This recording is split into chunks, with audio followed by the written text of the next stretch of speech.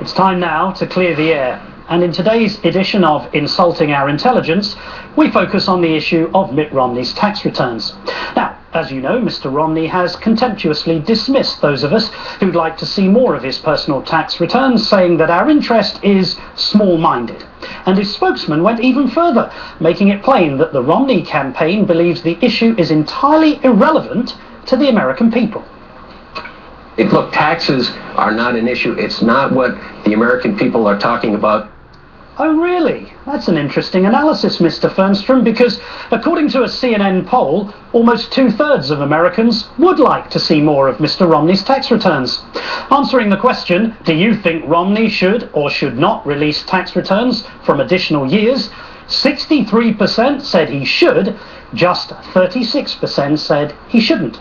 So, Mr. Fernstrom's finger not quite on the pulse there, but why are Americans so interested at looking at his tax returns? Well, it's actually quite straightforward. Taxes are at the very centre of his campaign. Mr. Romney is selling his entire candidacy on the basis of his background in private equity and his successful career. His vast wealth, estimated to be above $250 million, has clearly been embellished by his brilliant exploitation of the tax code. In addition, Mr. Romney has said that he wants to extend all the Bush tax cuts and to slash the marginal tax rate to just 20%.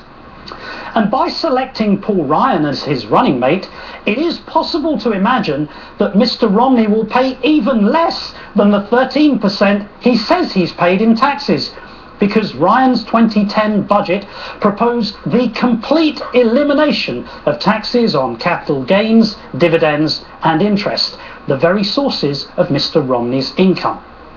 The president, speaking just a few hours ago, explained why Mr. Romney needs to disclose more. The American people have assumed that if you want to be president of the United States, that your life's an open book. When it comes to things like your finances. It's what the American people expect.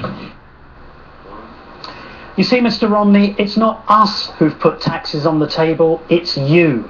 So stop insulting our intelligence by suggesting that we're all small-minded, and do what every modern presidential candidate has willingly done and release your tax returns. Unless, of course, you've got something to hide. Chris Matthews and Hardball is next.